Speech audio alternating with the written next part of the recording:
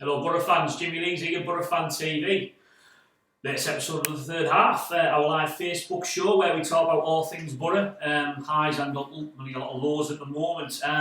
Curly Afros at the ready today because we've got Billy Ashcroft in. Billy, thanks for joining us, mate. Oh, you're quite good. Billy, legend of the Boro.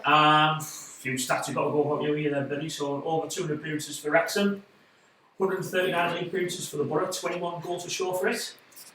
Not good, that is it? That's the Oh, literally, you played a bit at the back as well, up top as well, mate. So that's not too bad. Yeah, 2 years at the back. 2 years, it's not too bad, mate. Had a spell over in Holland as well. Stephen McLaren's old stomping ground, FC20. Yeah, probably the best football played for a long time over there. Really? Yeah, nobody understood what I was saying, so... That always helps, doesn't it? How was it over there? Fabulous. Yeah. So, how was the Dutch league in regards to standard around about them? So, the Ajax were a massive team then, weren't they? Well, it's the same as what it is now. You've got Ajax, Feyenoord, PSV, Groningen was there, but after that, 20 were reasonably high. Yeah. But then you're looking at maybe second, third division standards. Really? Right. Yeah.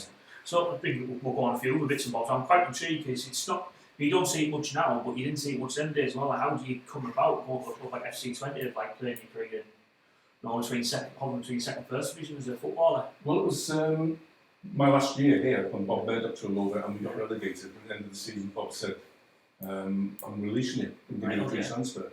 We had Ainiotto was playing here. Yeah. And he said, my old team looking for the centre forward. Right. Do you know any? So I'd actually gone down to Chelsea and spoke to John Neal at Chelsea. Yeah. And I was willing to sign for them. We spoke about everything that I was going to do, going to move down.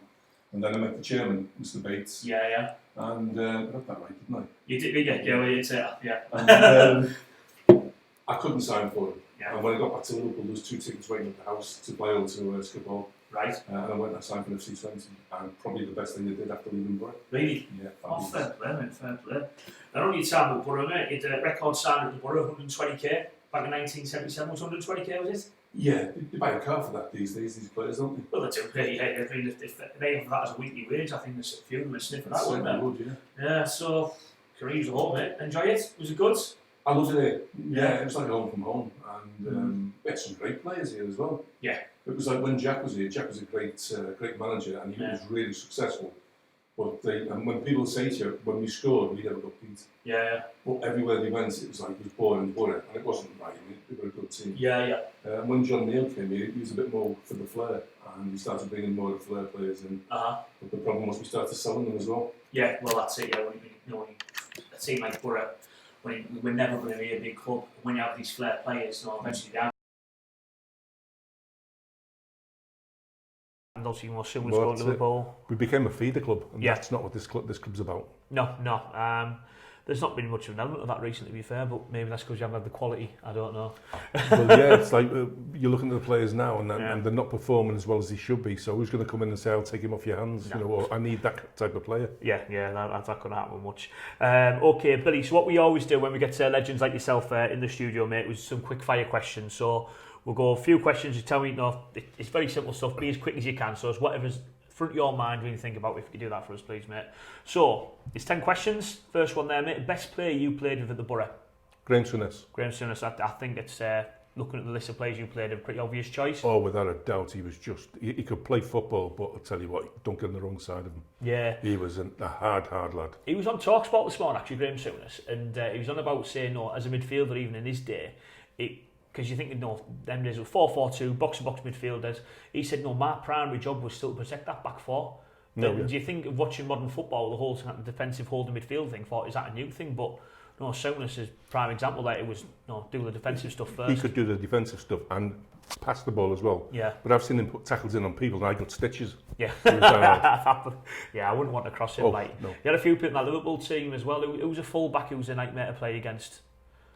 Well, they had Jimmy Case there. Yeah. It was a hard player. Yeah. But Tommy Smith. Tommy Smith, that's it, yeah. My dad always told me stories about Tommy Smith. God love Tommy's in the nursing home now. He's not well. Is he? Yeah. He always told me some like really like gruesome story about him as a fullback, like horrible. The Anfield Iron. Yeah. Wouldn't like to play against players like that. We've had a drink with him, like, but a few times. I bet you have, mate. Yeah, there's some play. I've put some of the Nancy's play now, like against them guys. They wouldn't last long. Oh, no. Best manager you played with the Boro, obvious answer. Obviously, John Neal. Yeah. Best match you ever played in at the Boro. I actually think it could have been the Wolves game. Okay. It's the fifth, sixth round. Okay. And although we drew, it was like that was the closest we were going to get to actually winning something. And we were good enough, but on the day we just fell short a little bit. I didn't cover myself in glory that day because Tony McAndrew told me I didn't. Right. Because Strapper tells you how it is. He doesn't bull around. And Spike, Dave Armstrong, got an injury. I had to go for 10, 15 minutes. But we came out, it was a minging day here. But, we played really well and the atmosphere was fabulous. The old gate end was up 6 foot above the ground, you know what I mean? It was brilliant. Yeah, because didn't that go to replay that match and didn't we lose? We lost on, I think it was the Wednesday night, we lost. So I'm sure when Platty was in, I think he was mentioning a few things about that, to be honest. It sounds like, one that, like, that was a good team. And if you want to win something, that was the team that was going to do it. Yeah, that was the team that was going to do it. Best experience you ever experienced at Ayresome Park, would it be that match? Or could it be even the Crystal Palace game we were talking about earlier? Well, the Crystal Palace game, I was just talking earlier about it, and it was, I was under the influence of drink at the time because I was given the day off. Right. But by the time I came, I'd been best man at a wedding in Liverpool. By the time I got back, I'd been the Yellow Rose, a few beers with the boys, and one of the apprentices came and said, John wants you. Right. He said, you've got to come back. So he said, I'm going to put you on the bench because two of the lads have gone down. Right, okay. And then it was like 15 minutes to go. He said, get warmed up. I don't even know what I'm doing here. And I thought, I'll warm up down the far end so he can't see me. Yeah, he can't shout you back there. Shouts me back. And it was within like 5 minutes or so, ball come over my shoulder. And I must have hit it from 30 odd yards or whatever. And I placed it in the top right hand corner. Ish. Hoof? Was it a hoof? Was it just kind of swinging hope for the best, or was it a perfectly placed shot? It was a delicate judged shot. Sounds like it, mate. Sounds like it. Yeah. I could see 2 goals. It was there, and I just aimed for the one in between them. Class. Brilliant. Lowest point whilst playing for the Boro? That's difficult, that, because we got relegated, and you think that would be the lowest point. But the lowest point was actually having to leave. I didn't want to leave. And at the end of the season, when we did get relegated, I was told that it's your surplus to requirements. There's a few more F's in it than that. I was told, but we packed up, and I loved it here. We were going to put roots down here. And I didn't get over it for a long time. But that's when I actually went to FC20, and it changed everything. I got a new lease of life there. Yeah, definitely. So, sometimes you might need it in a career, but it's never nice to be told you don't want to stay somewhere, especially when you're as happy as you are as well. Like you say, when you came, it was like a home from home, wasn't it? But I think a lot of people find that when they come from a working class background, come to Teesside. It's the same place. I was moving from one place in Liverpool to Teesside. People were the same, spot on people. The supporters, we were close to the supporters because I could go into a pub somewhere and they'd buy me a drink, or I'd buy them a beer, get around a beer, drinks in. And I used to go to the social clubs and present prizes to the kids and stuff like that and do charities for them. And it's like you're one of our own, you know what I mean? So, loved it here. I think the fans miss that now, because with the whole kind of football thing, they even go back to the 86 team, when they were winning matches, they go to the Madison on the night and having a few drinks with the fans. You don't see that anymore. What's the Madison? Oh, Madison's a nightclub in Middlesbrough. Oh, dear. You had us there, don't mention right, that. I won't mention that in front of you. The wife might be watching this, you know what I mean? No such place. Ignoring. I was lying. Okay, best player you played against then? For Boro? As you were playing for Boro, who was the best player you played against? It's got to be Dalglish. Dalglish, yeah? Yeah. Would you say that as your career as a whole as well? No. I played against Van Basten over in Holland. Did you? Yeah, and he was in the same team as the likes of Koeman. Yeah. But over there at the time there was Cruyff. I played against Cruyff while I was over there. But there was Van Basten, Gullit, Rijkaard, the Koeman lads, but there was also Ruud Krol from the old days, Wim van Hanegem. And you look at them and they were doing things with a ball you wouldn't believe. So, for Boro, it's got to be Dalglish. But also you had Ian Rush with him. Ian Rush was the best defender in the Premiership, or the old First Division, because he was the one that did the work up top. So the defence got quite a little bit of respite from the attacks, because Rushy was he'd run everywhere. Did he? But Dalglish was the class. Yeah. Yeah, I think someone was saying he must be the best Scottish player ever, and he shouldn't be far away from knighthood. I think. Oh yeah, it's absolute class act, and he's a legend at Liverpool, isn't he? Well, yeah, but I drive past his house most days and I spit on it because I'm an Evertonian. Yeah, fair. He would do that, wouldn't you? But still, you have to give him credit where it's due. Yeah, he's a great player, Ken. So this is a funny one. I like the question because it gets a bit of honesty off you. Which player disappointed you most that you played with at the Boro? So somebody came to the Boro and then, do you know what? He just wasn't up to it. To be fair, there wasn't anybody. I got asked the same question. Somebody did a book about Everton. Yeah. And he said to me, who's the worst Everton player? And I was like, Everton don't sign bad players. Some are better than others. We had Alan Ball and people like that. Yeah. And he was on about the likes of Brett Angel. Yeah. I said, well, Brett Angel played for Everton. Yeah. You know, we've seen something in him, or the manager's seen something in him. They're not bad players. They're just some are better. That was the same with Boro. Some of them, the signers we got, we signed Mick Baxter, great centre-half. Bosco, great player. Bobby Thompson, I don't think Bobby covered himself in glory, but I think that was towards the end of my time here, so maybe he went on to do some more. But I was out the country then for 3 years. Yeah. Oh, fair enough. It's no one's answered that question fully yet. So it's difficult as a pro to sort of slate somebody else, unless they've slated me. And it's easy for give a fan. them down the bank. Well, that's it. Yeah. Well, if whoever does Billy, I'll be the first one to get in contact. Yeah. I think it's easy for a fan to say that because it's your thing. We pay our money. We have our opinion on it. But as a footballer, you're probably more sympathetic if someone just joins the team and you know what, it just doesn't work out for them. It's not because they're a bad player; it just hasn't worked out for them. We've all been there. You know, we've had bad times, and me more than most. You know what I mean? It's like. And I appreciate the lads who are there to back you up and push you. And don't get on your back. You know, you want help. Not to be savaged by your teammates. Not fair play. Who would you wish we signed that perhaps came close to joining Boro during your time? So let's say it was someone who was pretty close to signing and would have made a huge difference. Maybe stop that team get relegated or something like that. There was no rumours at all. We looked at an Argentinian guy called René Hausmann, right, who played in the World Cup. Okay. And we actually played, was it River Plate or Boca, something like that. We played them here. Yeah. And he came over and it was like, John Neal said, this is the guy that we're going to sign. Right. And it never transpired. Didn't it? No, but we also brought Ajax over here. And we're looking to play a couple of players from there.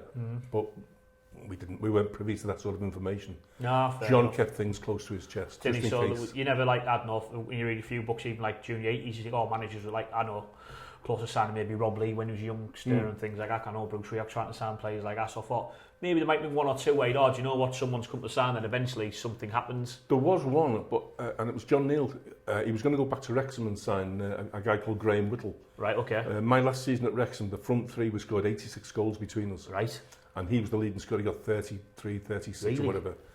It's Tom Davis who plays for Everton now. It's his uncle. Is it really? Right, okay. And it's just like looking at Tom Davis. Is it? But Graham could hit a ball from 30, 40 yards and he can tap him in. Yeah. And John was thinking about going back to get him, but John had that little bit more respect for Wrexham that he didn't want to completely break up the team. Yeah.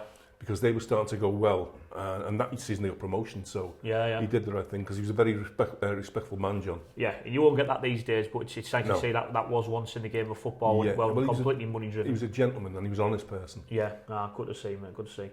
Okay, if you could change one thing during your time at the Boro, what would it be? Would it be something like, maybe in the game you've done something and it cost you, it's always played in the back of your mind, or a decision you made off the pitch or something like that?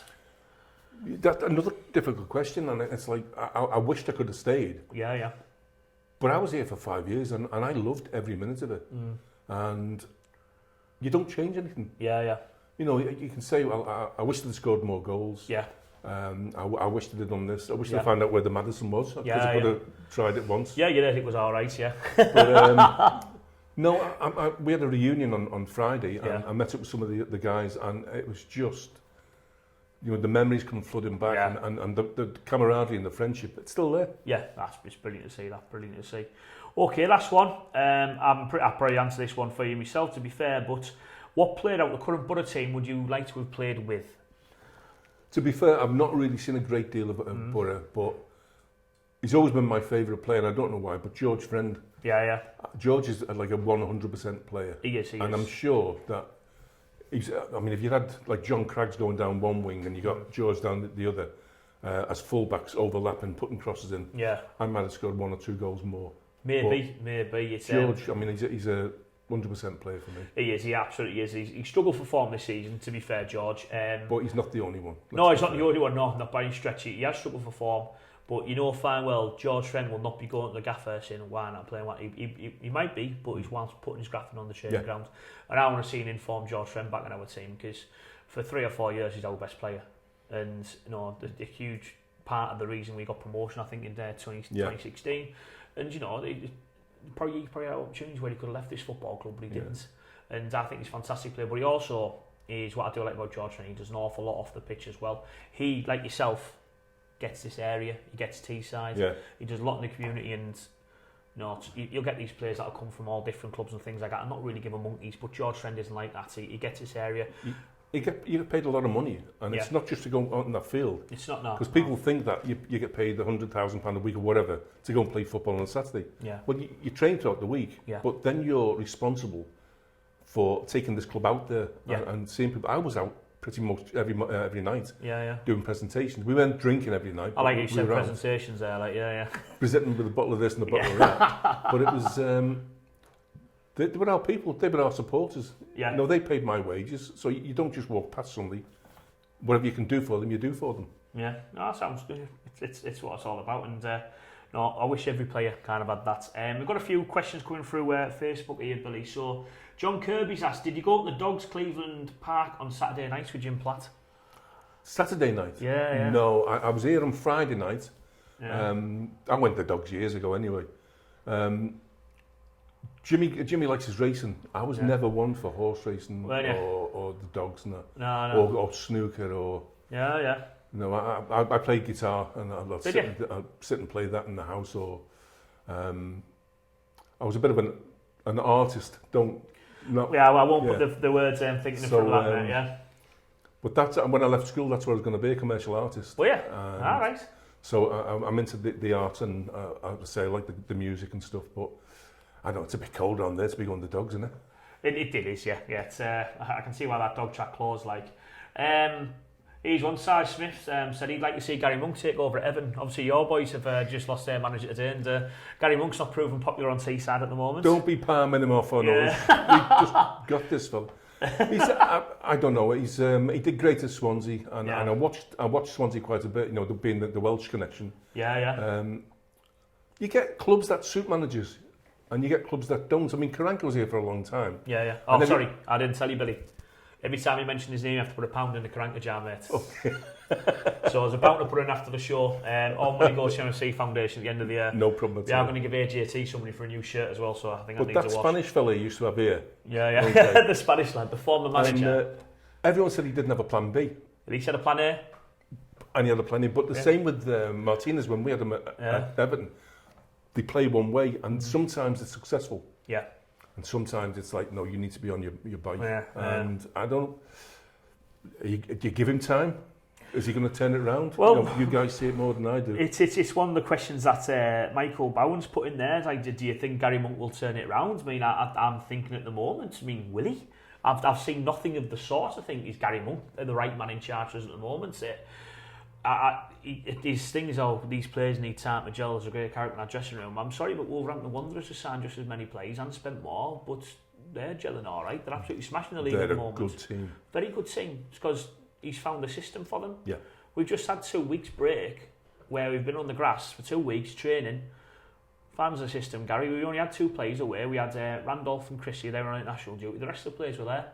And them 2, they're in the team anyway. So let's find something else where we can find a settled back 4, because we haven't had that yet. And something else that will make me think, you know what, we'll go to this match, we're going to play a 4-2-3-1, whatever, and we're going to stick with that, we're going to make it work. We've had a settled back 4, to be fair, last 2 matches, but they haven't exactly worked out. Danny Ayala seems to have come back now, a completely different player than what he was previously. now, is that because I'll put the pound in later? Karanka, it was the only person who could get Danny Ayala playing football. Yeah. Because if you notice him previously in other teams he played for, he was terrible.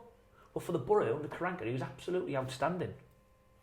Yeah, I know £2 now, mate. But the thing is, you have to look at Monk's record at the clubs he's had previous, and does he have that ability to turn things around?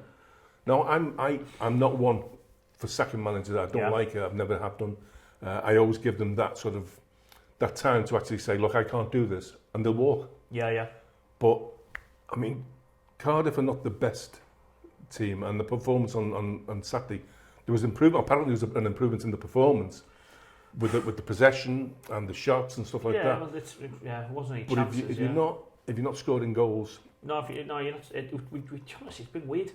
It's completely different how form a team. We're scoring goals and every now and then. Obviously, we didn't on Saturday. We've been scoring goals, we've just been conceding them and stupid goals. And there hasn't been a goal we've conceded this season where you can say, fair play, cracking goal, that. There's been an individual error in every single goal. I mean, young Dale Fry got dropped for his mistake against Norwich City. Okay, he made a mistake on the touchline. That's the only goal we can say, do you know what, it wasn't fully his fault because young Maddison started knocking in 25 yards in the top bin to score that goal. So that would be probably the only occasion saying, do you know what, unlucky. The rest of the time, it's been silly mistakes. That's cost goals. Well, that you just said before you had 2 weeks off. That's where it should be on the training pitch, and you should be going through all the scenarios. It's like at the moment you see these teams doing the zonal marking from corners, and giving goals away from corners. It's like it's never worked. Why do people keep doing it? Don't do it. Yeah, you've got somebody running at you who's 6'2", something and jumping. From outside the box almost, they're going to dominate every centre half. Of course, so you change it. So if you can see there's something wrong, you're letting goals in. Get on the pitch and sort it. And that's one thing I'm seeing, like with Gary Monk. If we were making mistakes early doors, and then they were getting rectified, he was doing something about it. Fair play, Gary Monk. You're learning from your mistakes. And our form managers did do that from time to time. Gary Monk's not doing that yet. He will make the same mistakes game after game. Not a settled team, not a settled formation. I mean, our formation changes game to game. It does. He says we've only played 3 systems, but says his formations, like he's got this tombola machine, I think, every Saturday morning, he'll pick his ticket out, whatever 3 numbers come out of that, that's the formation we're playing on that day. And that's what happens. It's us as fans, we don't know until 2 o'clock, have any idea, no inkling. With our form manager, say, we're not going to play 4-2-3-1. We might change the 3 behind the striker every now and then. With Gary Monk, we don't have a clue. We don't know what shape we're going to have. All we know is Gibson will play, Randolph will play, and Christie will play, and the Sombalonga. So there's 4 players. They're the only 4 players that will start every game this season in the league. The rest, we don't know. We don't have a clue. That's not good, is it? It should be able to change. I mean, you get a system that you start playing and things are changed through the game. Yeah. And you see other teams saying, well, look, they've got a weakness there, we'll exploit it. So it's like a chess game. Yeah. So that you get that sort of change in their system. Yeah. So you've got people on the pitch looking over to the manager and saying, can you get this sorted out? Yeah. And you change your own system. Yeah. You've got to be adaptable. If you're not adaptable... Well, you've got to be adaptable, but in the same way, it's like certain formation can be contrived as something completely different. Yeah. But the way I look at it is like, we're Middlesbrough Football Club. Okay, we've only been in the Premier League 1 year over the last 8 years, but still, we spend £46 million on footballers. We find the shape and the formation and a bunch of players that work for us. Then Cardiff City can come to the Riverside and worry about us. We don't change our shape because Cardiff City playing this way. No. Because generally again over our former manager, we were on the attack. It was teams with 11 men behind the ball just trying to nick a draw. I haven't seen the Riverside this year. Brentford came to the Riverside, now played as Brentford. 100% record against Brentford previously. Yeah. Preston have a great record against us. Came and absolutely plays off the park. We were lucky to get a draw in both them games. So it's not looking good in regards to that. Yeah. Now, in your day, was there much squad rotation? Would you say? It was called getting dropped, and I was rotated quite a lot. Yeah. Right. It was, you didn't. We had 1 sub. Yeah. So you've got like 20 players after 12 places, and sometimes when it's like you're on the bench, you sub, and you're disappointed. Yeah. But there's another 10 players there who couldn't. I'm trying to do my maths there. 8. Another 8 or 9 players. Who can't get on the bench. Yeah. So it's like what you're going to do in the week, you play in the reserves. Yeah. And then you go and pull your tripe out in the reserves. So you prove to the manager, well, I'm better than that guy there. We don't have that now, though. You've got 7 subs, which I'm all right with that, though. But the thing is what Gary Monk has said, because a lot of players are complaining, saying we haven't got a settled team. We haven't got a bunch of players that are going to play. There's only 4 to start every game this year. He's saying it's not about that, it's a squad game. Now, the way I look at football is any successful team has a spine of the squad, doesn't it? You know, spine of the squad, and some players will come in every now and fatigue, suspensions, things like that. But you've got a team, and then your squad supplements that team. It's not everyone free for all. We're going to mix it about this week. So Ashley Fletcher's not playing this week. We're going to put Bamford there, we're going to put Braithwaite there, and then we're going to completely change it the week after, just because that's what I want to do. I honestly think the way Gary Monk, I think this job's too big for him. I know he was in the Premier League previously with Swansea, but nothing was expected of Swansea. At Leeds United last year, they had a good season. They weren't expected to go for promotion last year. Leeds United, it was a club in turmoil. So when the pressure's not on him, maybe he can produce things. The pressure's on him now, and he's not showing something to think, do you know what, Gary Monk's going to turn this club around and make us get promoted. I just don't think he's going to do that. We'll go a little bit off the Gary Monk thing at the moment, and we'll go a little bit more into that as it. I'm going to put your 1 to 11 on the screen now, because we'll go back to more positive times. So this is your 1 to 11 of the best players you played with at Boro. Unlike Platty, you haven't put yourself in the team, but he hasn't played with many goalkeepers before, has he, to be fair, because you don't put 2 keepers on the pitch, but you started with Jim Platt in goal.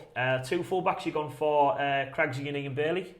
Yeah, 2 attacking full-backs. Yeah. John Craggs was probably one of the best full-backs in the league at the time. Yeah. And never got the credit he deserved. He always gets praised, to be fair, from like when I speak to Boro fans from back in the day and whatnot, and any former players you speak to, everyone says how good John Craggs was. Ex-pros will tell you what he was like. Yeah. And the 2 centre-halves you got there, William Madron and Stewie Ball, like that's good partnership, that, innit? Buff was unbelievable. Yeah. He didn't train all week because he had dodgy knees. Really? He'd just be on the bike in the training room and stuff. And you see him limping out, and then the whistle went, and it was like he just got switched on. Really? And then you got Bomey, who was a big groch. Nobody got past Bomey. He'd side you down, and that was in the warm-up. But Bomey was a proper centre-half. A lot of people talk about William Madron. Like he was one of the best players never to play for England. Yeah. And during that time, you'd say you'd agree with that? Oh, without a doubt. Yeah. I mean, the players that you did get there was like Russell Osman and Butcher and people like that. Yeah. Billy was as good as any of them. Really? If not better. Yeah. And the same applied to the guy from Villa, the Irish international, I can't remember his name at the moment, and he didn't train all week. Paul McGrath. Yeah. And he came out, and he was 10 out of 10 every week. He was unbelievable. At Tottenham, another one, exactly the same, couldn't train all week because his legs were made of cinder toffee. See, that was what was the problem. I was training all week. That's what it was, yeah. People got to stop you training, yeah. Should have gone to Madison. Yeah, but I heard it's all right there, yeah. Your midfield too, you got in the middle there, you got Mark Proctor, Boro legend, and Graham Souness as well. Absolute legend. Everyone knows Graham Souness and how good he was. Well, Graham was obviously, in my opinion, but don't forget, I never saw Juninho play, so I appreciate some of the other guys saying that. Yeah. But Graham Souness was the best midfield player in the country at the time, I think. Yeah, well, that's probably why I got far to Liverpool. Proch, what a talent he was. Yeah. He just, it was like a Rolls Royce, he did, he had it was thought. That's why Cloughie bought him.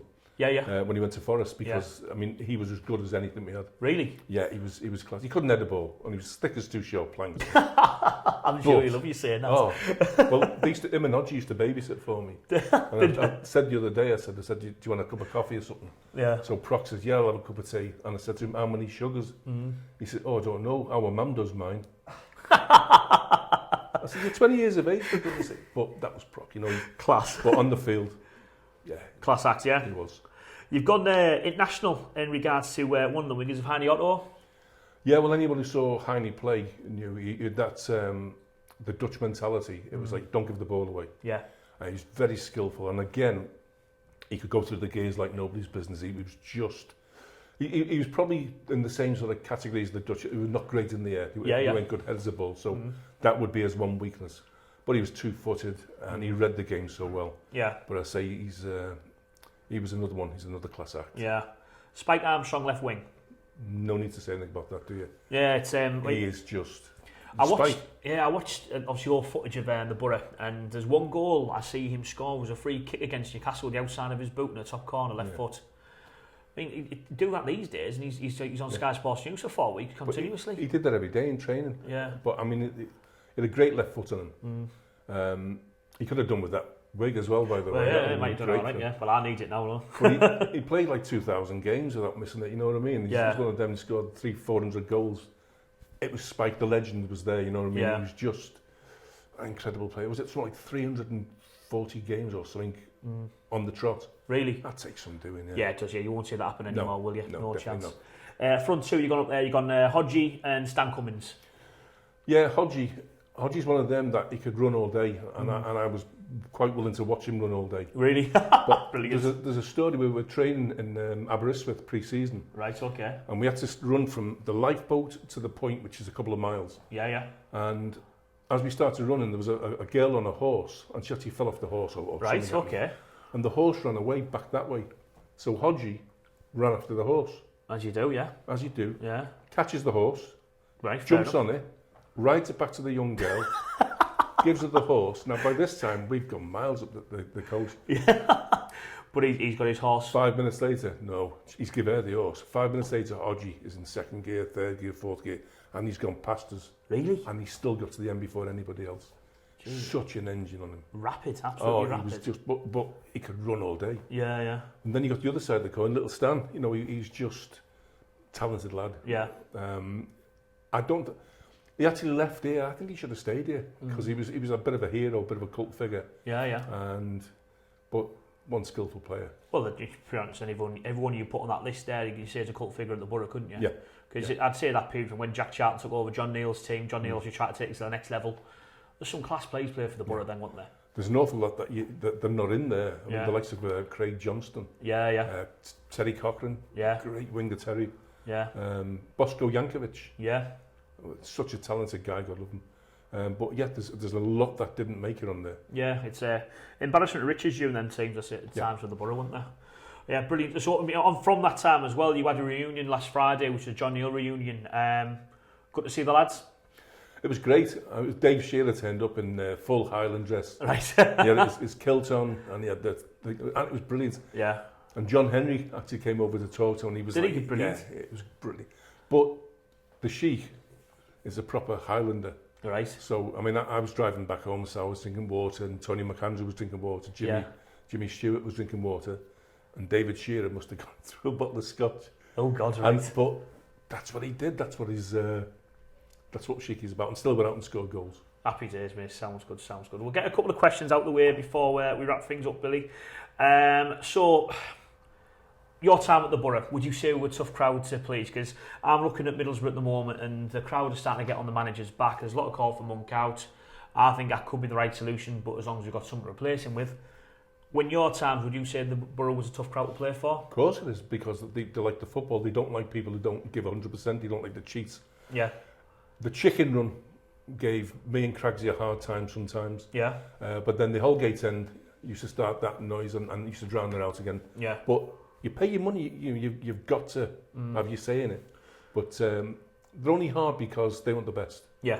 Fair play. It's nice to see that. And we do have some fantastic fans. Oh, but yeah. I think over the last, I'd say 18 months in particular, we've had a tough time, and we want some success, and we've seen our chairman put some more money into this club again. Yeah. I think we deserve something. We are potentially a big club. There's no doubt in that. You can get 30,000 through that gate every week if you want to. Well, that's what I say. Everyone keeps saying about Steve Gibson. He is a great chairman, and he does deserve something. But so do the supporters. Oh, yeah, of course you do. You know, I came to watch Everton here last year, and we forgot our suntan lotion. It was the worst day ever. The rain was coming, and we were on the main stand. Yeah, it was a horrible day, wasn't it? Yeah. It was freezing cold, and them guys were out there watching them and supporting them. They were banging that drum down the bottom, and just great supporters that deserve something. Is that camera gone? Yeah. Well, I think we do. Yeah, and that's why I pay me 400 quid a year, because I think I deserve something. One day I'll get it. There's one thing I'm going to bring as a worrying stat, and this is what I want to finish today on, is the graphic will be coming up on your screen soon, Boro fans, but there's projected finish based on our current form and things like that. So at the moment, if our 15-16 promotion season, to equal that tally, we need to get now 72 points for 33 games, which is more than 2 points per game, which is the average you kind of look at for promotions. But when you're looking for more than 2 points already, it's getting a bit desperate, isn't it? Well, if you think about it, it's win your home games and draw your away games, and that's a big ask. So it's like, it's going to be tough this year because you've got some of the other teams. I mean, I watched Wolves not so long ago, and they looked a really smart outfit. They've got everything at the moment. They're strong in every position. But never say never. I mean, Boro start to click a little bit, and you start getting the players. Yeah. I mean, it's players who were playing well last season who haven't quite hit it this season. Yeah, very true. And selection like Bamford, you know, is he going to score goals? Is he going to get a chance? Well, I think to score goals? he needs to play. He can't score if you're on the bench. No. Based on our current form, our projection for points tally this season is 60 points, which is 30 less than our promotion, and our 10-year average, to be fair, it's way low. And this looks like if we carry on as we are without any changes, it's going to be mid-table mediocrity, and that's just not good for Boro, I think, and not for the investment we put in. Definitely not. We don't want to become over Aston Villa and kind of flatter to deceive and not grow, because that's what happened with them last season. They spent a lot of money, changed managers, and that still didn't work. What do you do? It's a hard game. It is a hard game, football, but you know more than others. It takes a little bit more than spending money and a bit of training to get that winning mentality, I guess, isn't it? Well, we just Everton spends £100 and something million, and look at us with bottom three. But we deserve to be there. Well, the football you're playing, you deserve to be there. You deserve to be there at the moment. Right, Billy, thanks so much for joining us, mate. My pleasure. Absolute honour having you in the studio, mate. Thanks for joining us, Boro fans. That's all for this week. If you keep watching our YouTube channel, we'll have our match review show coming up this evening as well from our disappointing 1-0 home defeat to Cardiff. We're at Bournemouth tomorrow night, and the guys will be there to take our interviews as well. As I say, we'll do every single game home and away this season, even if it is Bournemouth on a Tuesday night in the League Cup. See you soon. Thanks very much.